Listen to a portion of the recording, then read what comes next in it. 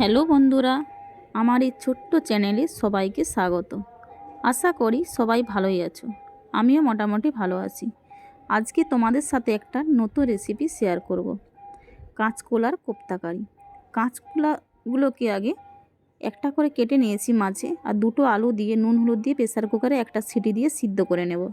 এটা সিদ্ধ হয়ে যাওয়ার পর কাঁচকলা, আলু, আদা বাটা, রসুন বাটা, পেঁয়াজ কুচি, কাঁচা লঙ্কা কুচি, জিরে গুঁড়ো, হলুদ গুঁড়ো, লঙ্কা গুঁড়ো আর একটু বেসন দিয়ে এগুলা ঠিক চপের মতো হাতে করে তৈরি করে নেব। তৈরি হয়ে যাওয়ার পর কড়ায় তেল ঢেলে এগুলো হালকা আঁচে আস্তে আস্তে সবগুলোকে ভেজে নেব। এগুলো ভাজা হয়ে যাওয়ার পর তুলে নেব। ভাজা হয়েই গেছে। তুলে নেওয়ার পর আবার কড়াই একটু তেল ঢেলে দেব।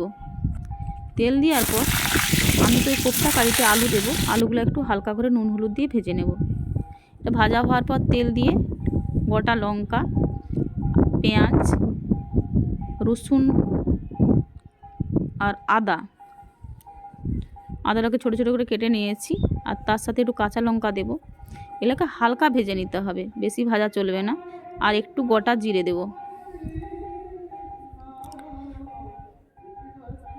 দিয়ে এগুলোকে ভালো করে পেস্ট করে নেব। পেস্ট হয়ে গেছে। হয়ে যাওয়ার পর আমি কড়ায় তেল দিয়ে গোটা লঙ্কা আর গোটা জিরা দিয়ে দিলাম।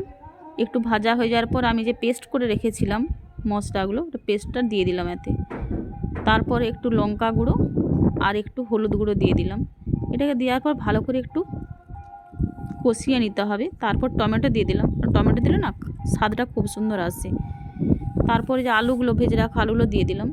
আলু দিয়ে একটু ভালো করে কষিয়ে নিতে হবে।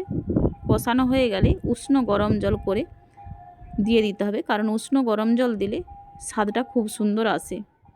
তারপর একবার ফুটে যাওয়ার পর না কোপ্তা কারিগুলো যেটা ভেজে রেখেছিলাম সেগুলো দিয়ে দিলাম। এটা ঠিক আবার একটু ফুটে যাবে। ফুটে যাওয়ার পর কোপ্তা কারি থেকে ঘি না দিলে কিন্তু ভালো লাগে না। একটু ঘিয়ে দিয়ে দিলাম।